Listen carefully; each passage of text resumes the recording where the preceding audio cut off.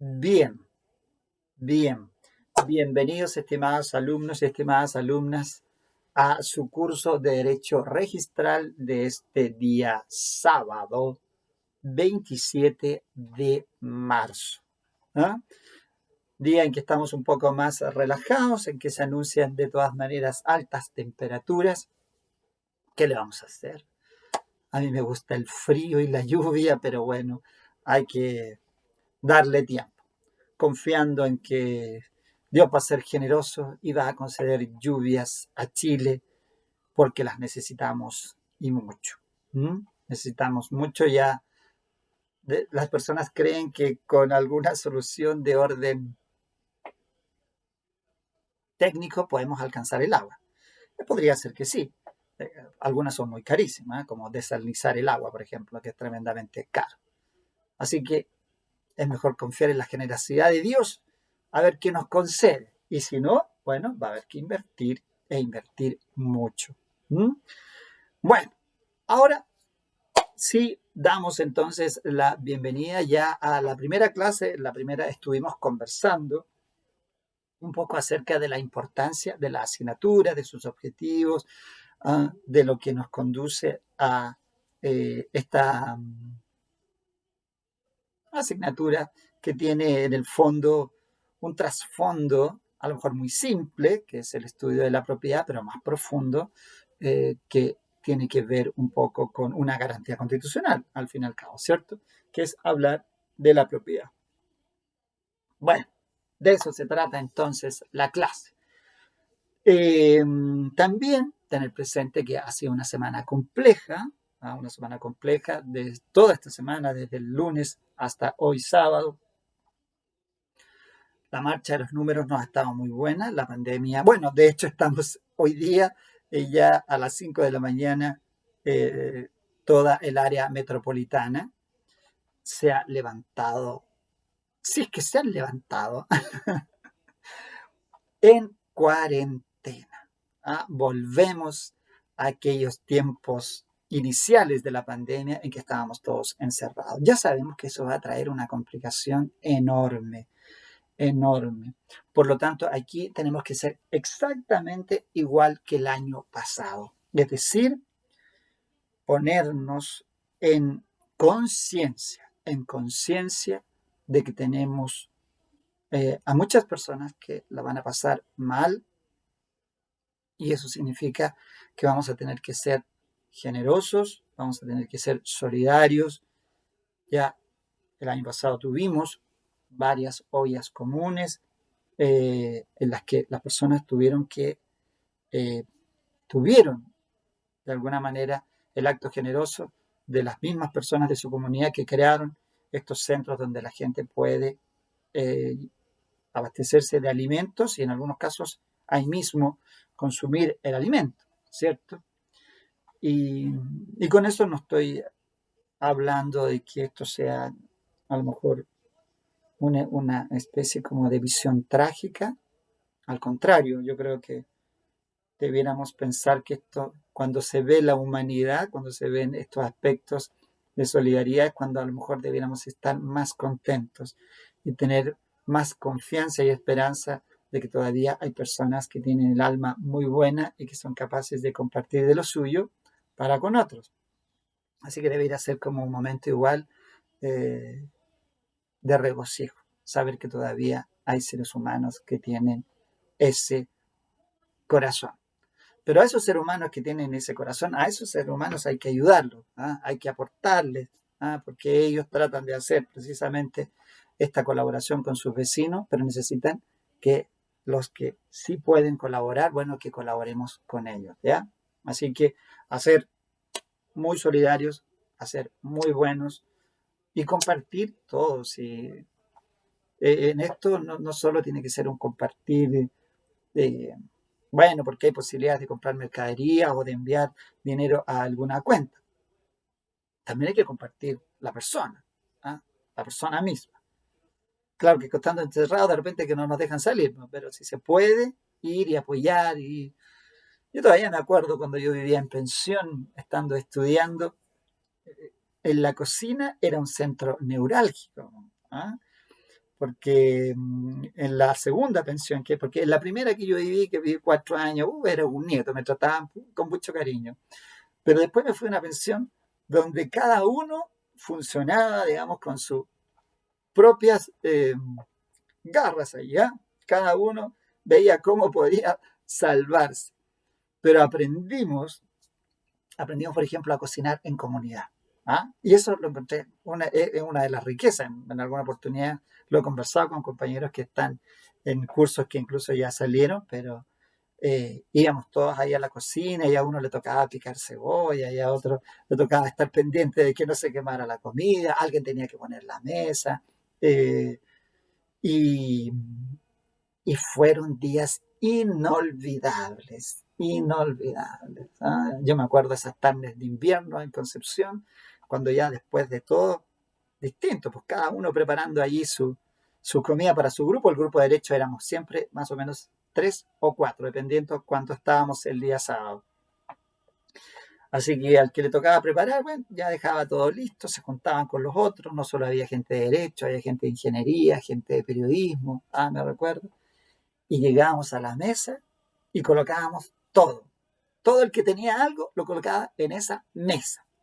¿Ah? Así que era un compartir con todos. ¿Ah? Y luego nos sentábamos a mirar los partidos de Zamorano.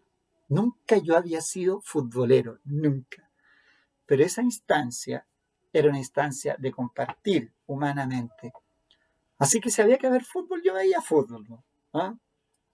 Bueno, vimos la final cuando Zamorano hizo ese tremendo gol que le dio el triunfo al Real Madrid y que lo hizo ganar un pichichi. Inolvidable, porque ese compartir humano y compartir con aquellos compañeros que, por ejemplo, había compañeros que a veces no tenían nada, pero no importaba, porque ese día la mesa era para todos, así que si había que compartir fideos, arroz, ensalada, si a alguien le mandaban, qué sé yo, mi mamá me mandaba a mí queque. Así que siempre tuvimos eso, muy bueno. ¿Ah? Bueno, y alimentos, y mercadería y todo. ¿Ah? Incluso con gente de todas regiones, había chilotes, había gente de Rancagua. Bueno, yo era el santiaguino, había un solo santiaguino, si mal no recuerdo. Sí, la mayoría era Chillán, Talca, Antofagasta, San Fernando, Chiloé, Viña del Mar. Bueno, había de todo, así que era muy lindo eso, muy lindo. Y se nos hacía la tarde, así que toda la tarde sentados comiendo, veíamos el partido, y después de ver el partido venía la 11 y seguíamos compartiendo. Fue una experiencia muy, muy linda, dentro de todo lo humilde que era este compartir, porque obviamente cuando uno vive en pensión, vive muchas veces con lo justo. Y a veces hay compañeros que no tienen nada, y ahí uno aprende a conocer qué es no tener nada y cómo los otros no les importa y comparten todo lo que tienen. Muy linda esa experiencia, muy linda. Bueno, es posible que ahora se esté dando también en muchos sectores de nuestro país. Así que a tenerlo presente. Bien, bueno, vamos entonces con lo nuestro, con el inicio de nuestro estudio del derecho registral, que les decía yo, va a partir por una parte fundamental que es hablar de la propiedad. Hablar de lo registral en Chile es hablar de la propiedad, ¿eh?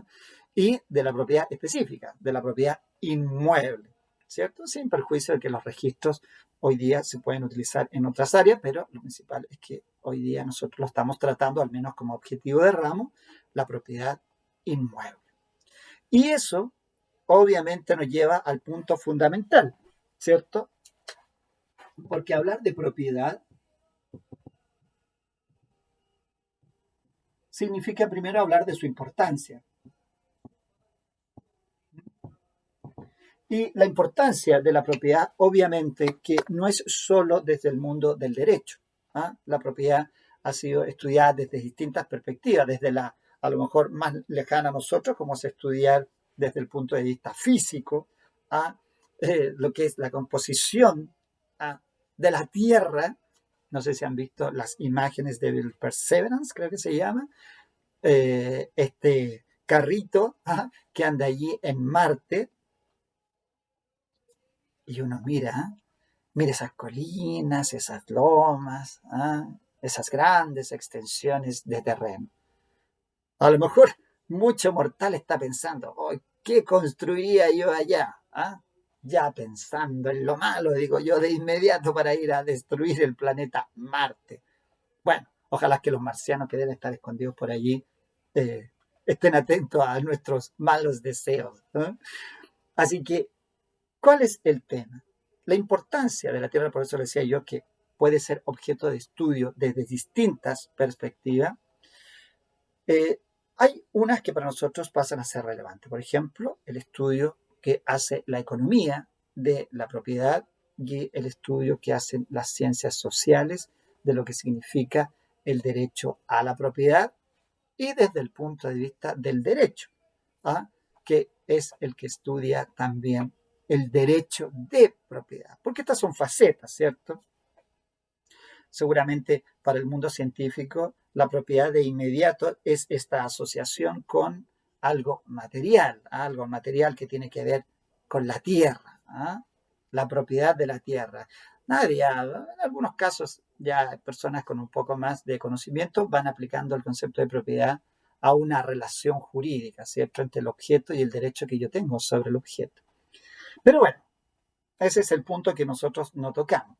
Pero si nos vamos al punto de vista económico, claramente hay una división absoluta en la concepción que se tiene de la propiedad, ¿cierto? Y por eso es que el mundo o los sistemas económicos se han ido alineando, a pesar de que hoy día podríamos decir que se observa como una línea en el fondo central, es decir, de ver a la propiedad no precisamente como un recurso o un factor exclusivo y excluyente, y tampoco como, por el otro lado, en las corrientes un poco más colectivistas, de decir que la propiedad en verdad como propiedad individual no existe, sino que es solo un colectivo. Vamos como a esa situación intermedia, ¿cierto? ¿Ah? Que es la propiedad individual, pero con cierta función social.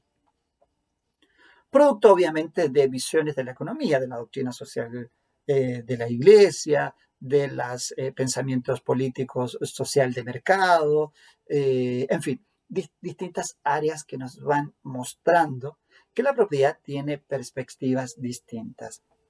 Pero si hay algo que de eso nosotros debemos asimilar, es decir, entenderlo, es que efectivamente respecto de la propiedad no hay solo un punto de vista, ¿ya? En tiempos en que nosotros vamos a un proceso constitucional tan importante, lo que se debe tener principalmente como objetivo es entender que en esa convención constituyente van a converger estos puntos de vista, de manera que nadie entra con la verdad. Esa es mi opinión del tema. Nadie entra como diciendo, aquí vengo yo con la verdad sobre la propiedad. La propiedad siempre va a sugerir distintas visiones, sean visiones que vienen, pensando en el orden económico, que vienen de distintas áreas, por lo tanto, le van asignando valores diferentes, funciones diferentes, limitaciones distintas. Y ninguno de estos puntos de vista, los voy a llamar así, es por esencia la verdad. Si pudiéramos tener acceso a esa verdad sería buenísimo, ¿cierto? Pero no, esto se va a presentar como un punto de vista y que seguramente en la medida que se vayan consensuando se va a llegar a un tipo de propiedad que va a ser para Chile para un periodo de tiempo que no sabemos cuánto va a ser. En un mundo que cambia con tanta velocidad, pareciera ser que las cosas definitivas ya no existen, ¿cierto? Es un poco el concepto que se discutió mucho con el matrimonio. El matrimonio siempre se pensó que era para toda la vida y hay puntos de vista, sobre todo religiosos, que todavía sienten que el matrimonio debe ser para toda la vida. Sin embargo, uno llega a la legislación avanzando el tiempo y llega a la conclusión de que no, de que podrían ser que las relaciones terminaran en algún minuto. Y terminan y el sistema tiene que ofrecer una solución. Bueno, Chile dio esa solución en el 2004, después de 10 años de discusión del proyecto. Pero eso es para que ustedes también se den cuenta, o sea, la visión que pueda tener alguien del matrimonio tampoco es absoluta, tampoco es única. Bueno, de la propiedad es exactamente lo mismo. Así que eh, es de esperar que en esta discusión constitucional no se produzcan estos absolutismos, de pensar que quien está mostrando una visión de la propiedad es porque viene iluminadamente a decir, sí, esto es lo que debe ser. La idea es que los distintos puntos de vista lleguen a conformar un consenso que sea bueno para Chile para el próximo tiempo. ¿Cuánto? No lo sabemos. Entonces, desde esta perspectiva, la importancia económica de la propiedad obviamente que es relevante, ¿cierto? Porque incluso tomando el presente, constituye un sinónimo de poder, que por supuesto es criticado, constituye un signo de dignidad. Por ejemplo, hay ciertas encíclicas que dicen que el hombre en su dignidad tiene derecho a la tierra, identificando la tierra con la propiedad, ¿cierto? Y es cierto, nosotros de ahí vamos calzando y vamos saliendo un poquitito del punto de vista económico para llegar al punto de vista social. ¿Mm? Yo con el tiempo hay una visión que he ido desarrollando yo personalmente como opinión, porque esto no significa que otros no lo hayan pensado, y de hecho yo creo que muchos lo han pensado, que todas las instituciones jurídicas deben ser pensadas siempre desde tres ángulos, y entre ellos está el ámbito jurídico, está el ámbito social que tiene, y el ámbito económico, ¿no? Sobre todo, por ejemplo, a propósito del ramo de contratos que en algún minuto hicimos, yo decía, cuando uno efectivamente habla de el inmueble, hay una importancia económica, hay una importancia social y hay una importancia, en este caso, jurídica, que es la que nosotros tenemos que estudiar. Pero esa visión tripartita de todas las instituciones siempre es muy necesaria. Bueno, aquí estamos haciendo una también visión tripartita de lo que significa la propiedad en el ámbito económico, en el ámbito social. Ya se ha discutido, por allí algunas personas, algunos candidatos han hecho valer este concepto que es la vivienda social, identificando obviamente la propiedad inmueble con un derecho social, en el sentido de que las personas, así como se les garantiza la libertad, se les debe garantizar también la vivienda social. Estamos viviendo seguramente uno de los puntos críticos del proceso de inmigración que ha causado un problema, no, mejor dicho, no ha causado, porque el problema lo teníamos. Ha agudizado el problema de vivienda en Chile. Y lo hemos visto porque ya han hecho varios reportajes en la televisión en los que se ve, por ejemplo, en la zona norte de Tiltil, por ahí, la zona un poquito antes, por ahí la zona norte de Santiago, no de Tiltil, la zona norte de Santiago que va más o menos hacia allá, cómo se ha ido poblando de manera irregular en términos jurídicos los cerros. A mí me tocó ver personalmente viniendo desde Viña del Mar hacia Quilpué, la zona de Villa Alemana, de Quilpué, el Belloto, todo, cómo cierta parte de los cerros se han ido poblando también con personas que no tienen acceso a una vivienda y se han ido a instalar, dirían los especialistas de derecho civil.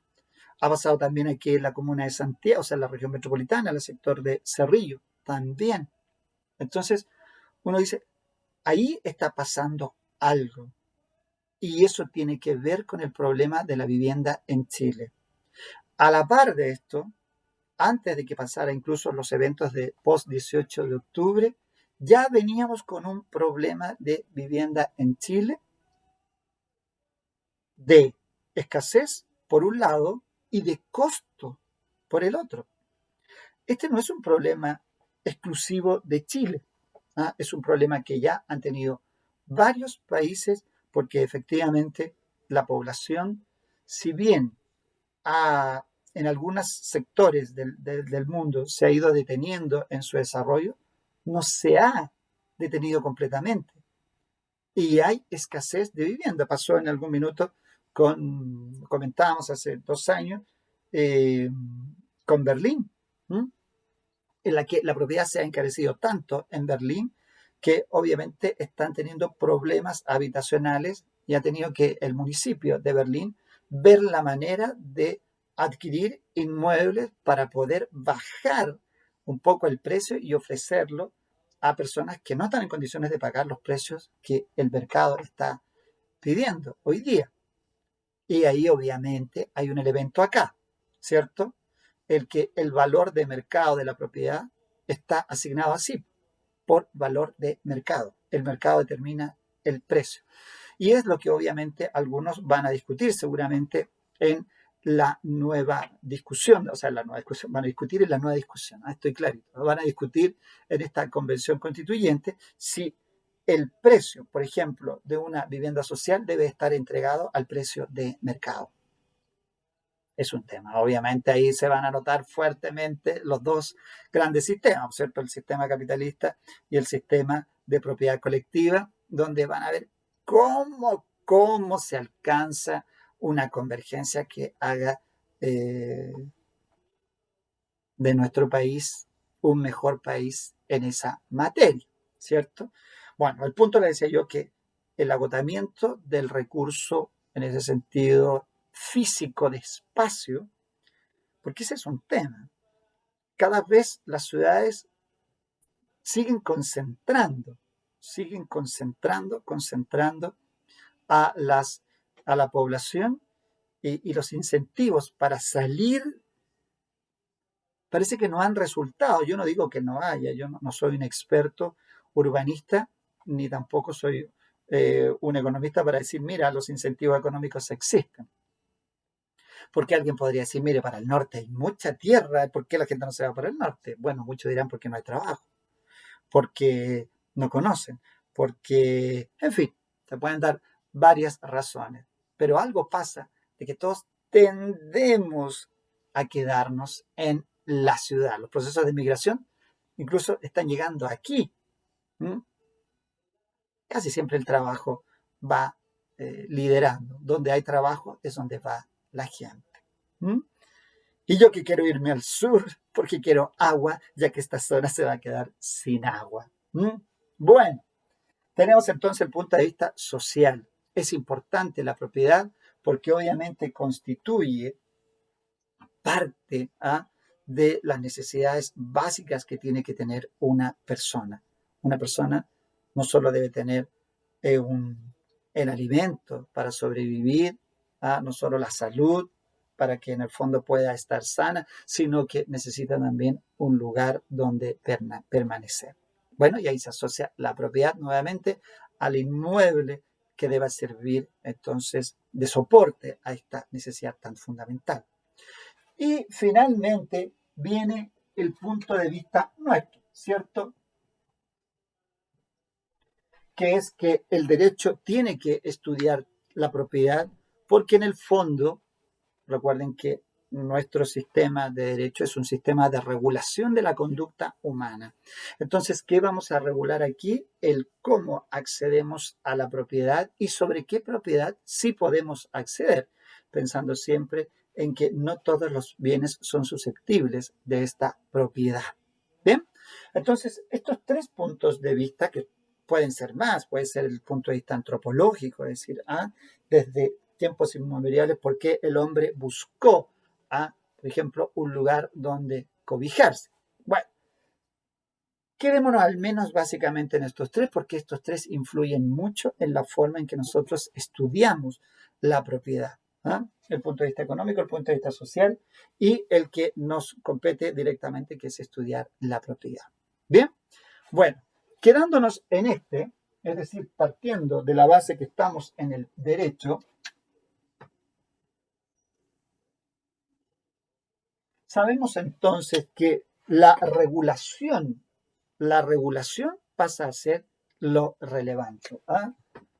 Es decir, la propiedad, cuando entra a ser estudiada por el ordenamiento jurídico, lo que nosotros tenemos que observar es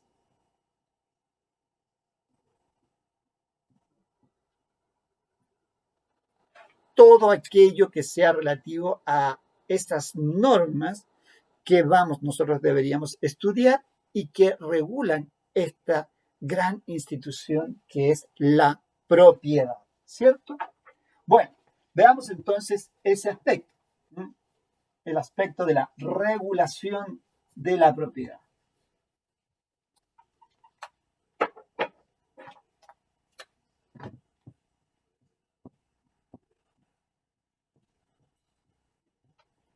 ¿Dónde está regulada la propiedad? Sin duda que cuando en cualquier institución que nosotros estudiemos dentro del ordenamiento jurídico, donde primero tenemos que ir es a la Constitución, ¿cierto? La Carta Fundamental nos dice que la propiedad está regulada en la Constitución y por eso va a ser tan importante este proceso constitucional, porque obviamente que cuando se llega a este punto, ya me imagino cómo va a ser la discusión en este punto, porque hasta el día de hoy nosotros en la Constitución del 80 y en la Constitución del 25 y también en la Constitución de 1833, la regulación en términos de, a lo mejor no tan profundo en el siglo XIX, pero ya en la Constitución del 25 ya había más claridad de este sentido de la propiedad, ¿cierto? Eh, Podríamos decir incluso que el desarrollo jurídico que tuvo la propiedad durante el siglo XX fue mucho más minucioso. ¿Ah? Bueno, aumentó obviamente el grado de estudio desde el punto de vista jurídico en materia de derechos y este punto de la Constitución, que es la propiedad, pasó a ser uno muy fundamental. Obviamente, con influencia muy potente de la visión económica que se tenga de la propiedad, eso desciende hacia la Constitución. La Constitución del 80 sí tiene claro que efectivamente hay un respeto a esta garantía constitucional. De hecho, la consagra como una garantía constitucional el derecho de propiedad ahí en el artículo 19, número 24. Pero con una conexión que ya viene en el 19, número 23. ¿Ah? La libertad para adquirir el dominio de toda clase de bienes. En el 19, número 25, la Constitución asegura a todas las personas el derecho de propiedad y luego también en las propiedades especiales que derivan o que están establecidas allí en el 19, número 25. ¿Ven? Entonces, la regulación constitucional en ese sentido da desde la libertad que parte en el 19, numeral 23, luego está el derecho de propiedad en el 19, número 24, y luego tenemos las propiedades especiales que están allí en el 19, número 25, que se refiere a la creación de la propiedad intelectual, al derecho de autor y a toda la extensión que le confiere incluso el mismo 19, número 25, que le da los mismos atributos que le da a la propiedad del 19, número 24.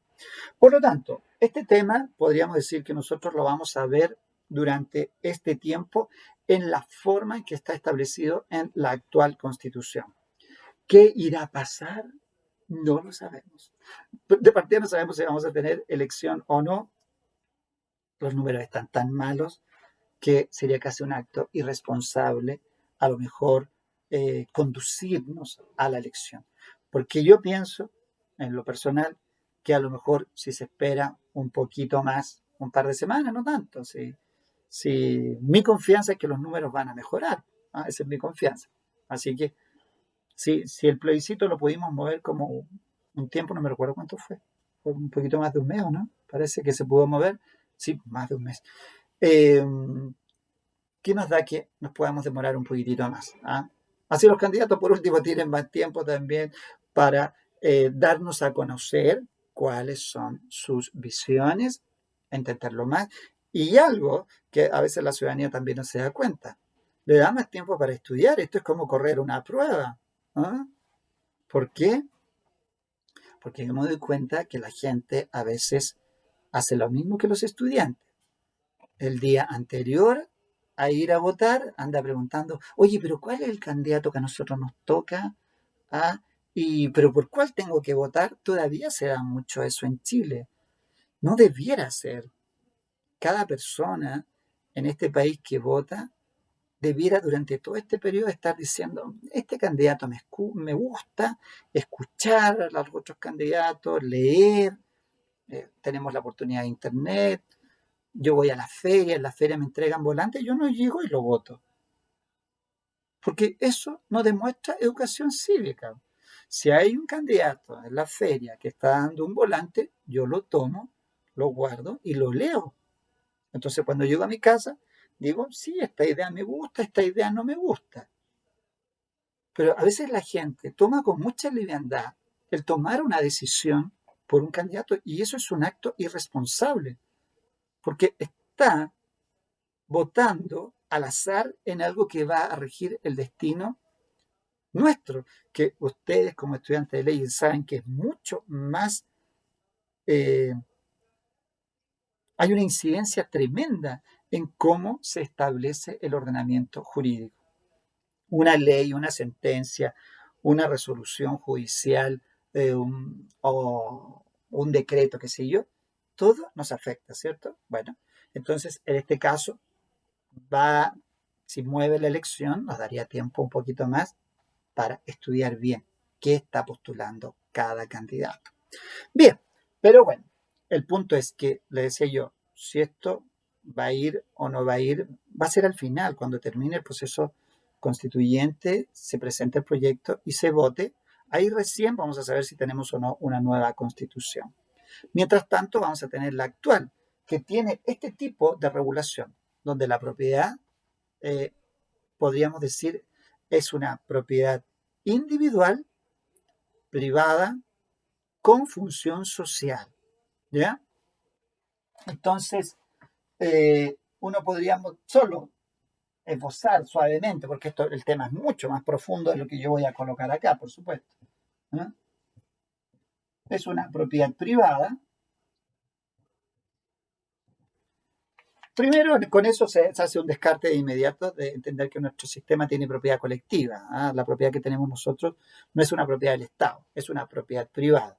¿Ah? Y en la libertad para adquirir el dominio es donde se sustrae parte, pero la regla general es que las personas se les asegura la libertad para adquirir el dominio de toda clase de bienes, ¿ah? Excepto, por lo tanto, lo que se reserva el Estado, sea que se lo reserva para sí, por una decisión de orden estratégico, qué sé yo, o se reserva porque se trata de bienes que son comunes a todos los hombres y mujeres. ¿Ah? Bueno, en ese caso es en esa parte el constituyente es excepcional, ¿cierto? La regla general es que se puede adquirir toda clase de bienes y por lo tanto la propiedad privada en nuestro país está considerada. Y eso va de la mano con que se trate de la protección de una propiedad individual. ¿Mm? ¿Mm? La regla general es que exista un titular para la propiedad. Las propiedades colectivas sí existen dentro de nuestro sistema, ¿ah? Pero obviamente que lo individual se refiere a que cuando yo tengo las facultades, ¿se acuerdan? En el derecho de dominio, la facultad exclusiva, ¿ah? Significa que hay un titular y ese único titular, independiente si está compuesto por una o más personas, es el que puede usar, gozar y disponer, ¿cierto? Entonces, la individualidad va al punto de esa exclusividad que vamos a ver, seguramente vamos a repasar en un tiempo más. Pero es una propiedad que también tiene una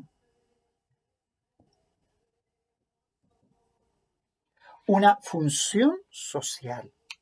Y es ahí donde a lo mejor se va a producir, pienso, el gran cambio.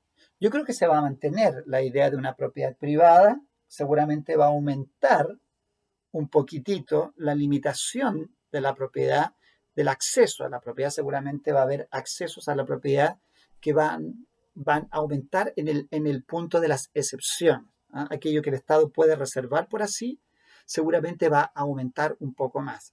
Sin duda, en el tema del agua, hay muchas personas que prefieren que el agua eh, vaya en un concepto mucho más allá de esto del bien nacional de uso público, ¿eh? Vaya hacia una apropiación del Estado del agua y que sea el Estado el que haga la distribución de esa agua. ¿Qué se resuelve allí? Seguramente va a ser un conflicto bastante importante, sobre todo porque en la Constitución actual el agua está de alguna manera vinculada al derecho de propiedad sobre el derecho de aprovechamiento de agua. Entonces, la propiedad en el fondo como que tiene atrapada al derecho de aguas y desde esa perspectiva entonces está netamente en manos privadas.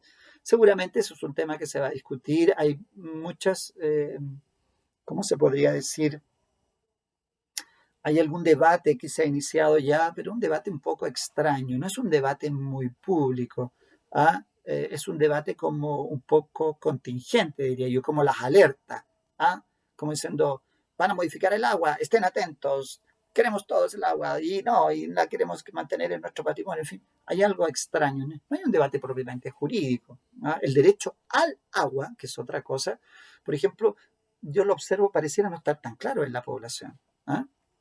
La población que estudia el tema, la población jurídica, por decirlo así, ¿eh? No es lo mismo el derecho de propiedad, el derecho de aprovechamiento de agua y el derecho al agua, que es otra cosa. ¿Mm? Bien, bueno, veamos. Pero el problema es que el punto en común es uno, el agua. ¿Mm? Entonces, ahí se va a producir un punto seguramente de discusión importante y vamos a llegar a qué niveles de limitación vamos a alcanzar. Y por el otro lado está la función social, que se relaciona precisamente con eso. La propiedad, efectivamente, propiedad privada, individual, pero debe tener una arista, debe tener una proyección social. El punto no es menor, ¿ah? El punto no es menor. Y la gente a veces no logra entenderlo. ¿Mm? Sin duda, por ejemplo, allí, no sé si lo conversamos en la clase anterior, pero en el caso de la propiedad de los fondos previsionales, es decir, los fondos que están hoy en la AFP, en este minuto la encuesta dice que más de la mitad de los chilenos que tienen sus fondos en la AFP no estaría dispuesto a que el 6% que se está discutiendo adicional fuera a un fondo solidario. Eso es importante, eh, porque entonces pareciera ser que no estamos tan de acuerdo a esa estadística, ¿eh?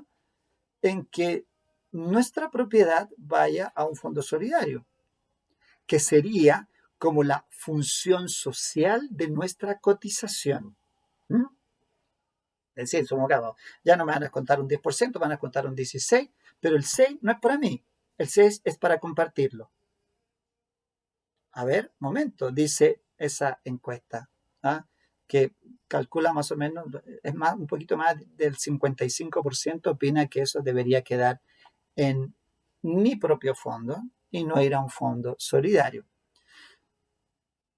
Yo soy democrático. No sé si esa estadística se hizo con la metodología correcta, no, pero supongamos, démosle de buena fe el valor. Quiere decir, en el fondo, que a lo mejor la función social en nosotros todavía no está suficientemente clara, o bien, estando clara, no lo queremos. No sé. Esa estadística me da que pensar en ese sentido.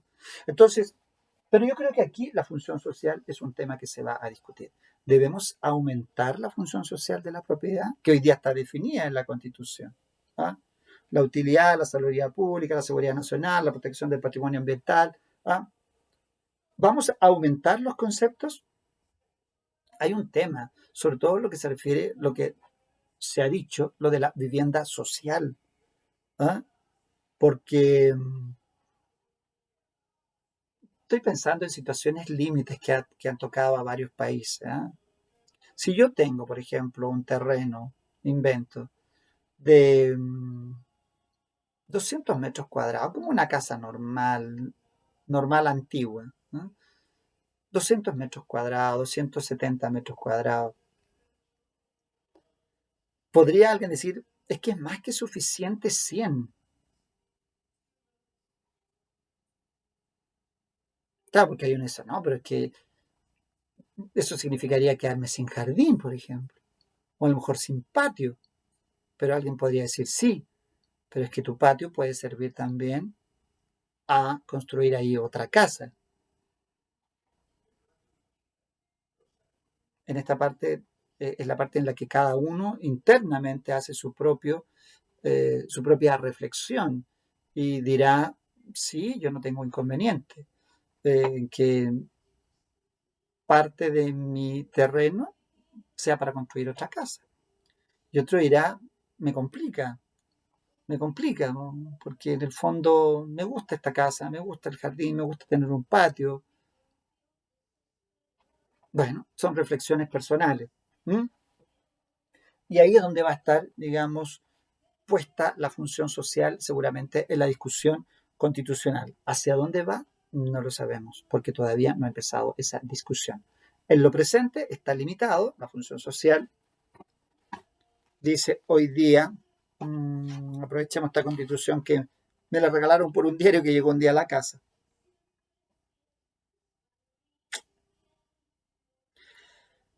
Dice el inciso segundo, ¿cierto? El 19, número 24. Solo la ley puede establecer el modo de adquirir la propiedad, de usar, gozar y disponer de ella, y las limitaciones. Y las limitaciones y obligaciones que deriven de su función social. ¿Ven? Seguramente ahí va a haber una expansión, porque yo no creo que haya un retroceso. Sería como un poco extraño después de haber tenido un proceso social muy fuerte que no se avanzara en ese punto. Esta comprende cuánto exijan los intereses generales de la nación, la seguridad nacional, la utilidad y la salubridad públicas y la conservación del patrimonio ambiental. Eso es hoy. Si eso se va a mantener, no lo sabemos. ¿Mm? Bien, ahora, pero la Constitución, sin embargo, es el punto cúspide en la regulación de la propiedad. Luego de la Constitución, nosotros podemos encontrar leyes que se relacionen con la propiedad. ¿Mm? Dentro de esas leyes, obviamente que la que más conocemos nosotros es propiamente el Código Civil, que es como el más antiguo aquí, el viejo.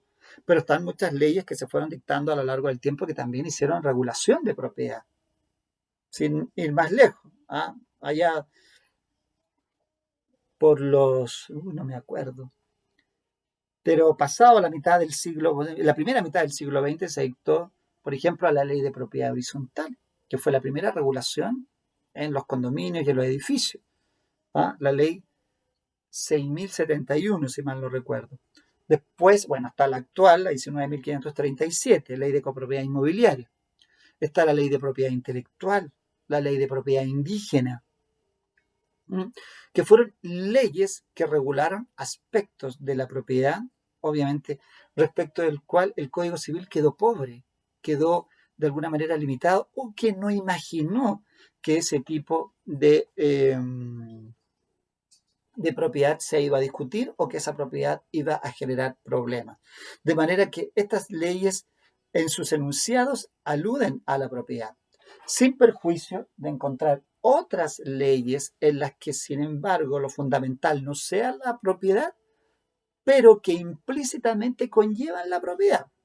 Piensen ustedes precisamente en lo que significa el decreto ley 3.500 y 3.501 que se refieren a las administradoras de fondos de pensión y a la obligación de cotizar. Pues allí está claro que la propiedad de los fondos pertenece a los afiliados. ¿Ah? En una encuesta que se hizo el año pasado, cuando empezó la discusión de las AFP, había una que señalaba que, no recuerdo en este minuto, pero era casi más de un 30% de la población que no sabía que los fondos eran de ella. O sea, todos los meses le descontaban esa plata, pero ella no sabía dónde iba. Pensaban que era plata fiscal, que iba a otros fondos, pero que esa plata no le pertenecía. Cuando vinieron los recursos de protección ante la Corte para el retiro del fondo, ¿cuál fue la garantía constitucional discutida? La propiedad. Si son míos, bueno, entréguenlos. ¿Ven? Entonces, claramente, la propiedad no puede partir directamente, como en las leyes que estamos mencionando, pero hay otras leyes en que está implícito también este concepto de propiedad, pero desde el punto de vista legal. Pero también existen todo el tema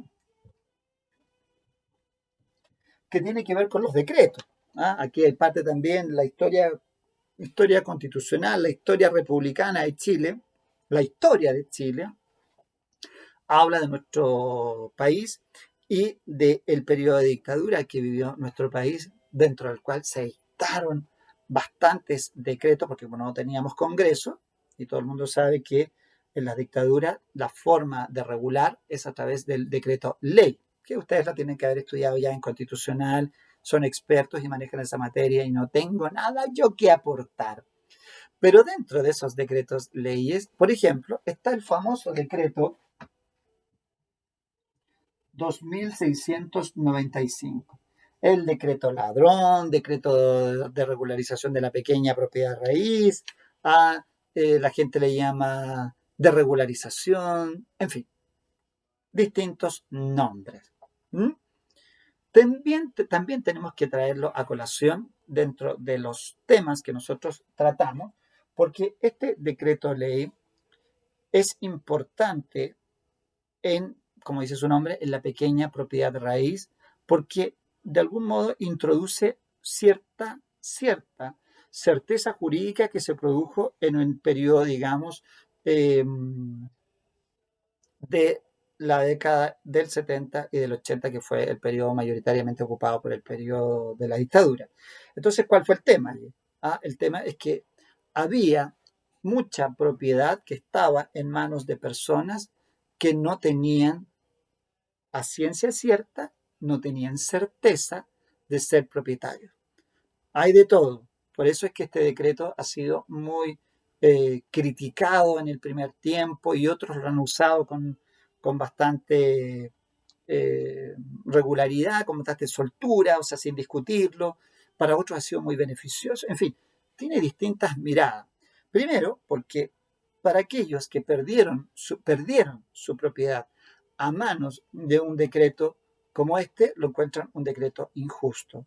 Y para aquellos que obtuvieron su propiedad después de mucho deambular y de mucho intentar regularizar, encontraron en este una certeza jurídica. A ciencia cierta nadie sabe la historia de cada uno de estos bienes regularizados. Por tanto, uno no podría emitir un juicio de orden valórico. ¿Esto estuvo bien o esto no estuvo bien? Pero sí hay un juicio que es de orden jurídico y que tiene que ver con que este decreto fue muy discutido a la luz de la Constitución del 80, que establecía que solo la ley puede establecer el modo de adquirir. Lo acabamos de leer en el 19, número 24, ¿cierto? Y que se enfrenta a esto, y esta ley no es una ley, de partida no es una ley, y por lo tanto no podría estar estableciendo un modo de adquirir distinto. Sin embargo, si uno lo lee, ahí sus artículos primero, artículo segundo también, se da cuenta que el proceso no es de generar un nuevo modo de adquirir, porque si la ley puede establecer el modo de adquirir, esta no está estableciendo un modo de adquirir nuevo. Lo que está haciendo, y uno lo observa cuando para ustedes mismos que han estudiado el derecho civil de los bienes, lo que en el fondo consagra o legitima es la posesión material. Algo que el Código Civil no tolera. Ese es el problema. ¿No? El Código Civil en materia de bien inmueble no tolera que efectivamente la posesión material pueda dar lugar a posesión. ¿Por qué? Porque en materia de inmuebles, la regla que rige aquí, entre el 702 el 686, es que si alguien pretende la posesión regular de un inmueble, tiene que existir, cuando el título es charlatizo dominio, tradición. Y la tradición tiene que ser por inscripción en el conservador de bienes raíces, en el registro de propiedad del conservador de bienes raíces. O sea, solo con esas dos normas, el 702 que habla de la posesión regular y el 686 que habla de la tradición de inmuebles, se llega a la conclusión básica, que no existe la posibilidad de una posesión material. Es una posesión de este modo que se basa en un acto jurídico que es la inscripción conservatoria. Por esa razón es que este decreto ley lo que viene es a legitimar la posesión material, porque allí se habla de regularizar la posesión material de esas personas. Ahora, ¿dónde está para algunos la discusión? Es que no puede legitimar la posesión material un decreto que como fuente del derecho no es legítimo. Y por eso se discutió durante muchos años y todavía uno que otro fallo se pronuncia acerca de la constitucionalidad o inconstitucionalidad del famoso decreto ley 2695. Bien, bueno, ahí entonces hemos completado este primer punto de nuestro curso de Derecho Registral, que es referirnos a las reglas del juego en términos legales. ¿Cuál es el marco jurídico en el que se mueve hoy día la propiedad en Chile? Ahora, seguramente nosotros vamos a empezar a descender en cada una de estas situaciones, pero eso lo vamos a ver en nuestro próximo módulo. ¿Ya? Aquí termina el primer módulo. Recuerden que hoy día sábado tenemos 2 módulos. ¿Bien? Bueno, así que por ahora, a tomarse un tecito, tomar un poquito de desayuno, despertarse para aquellos que no hayan despertado y continuamos en la otra hora.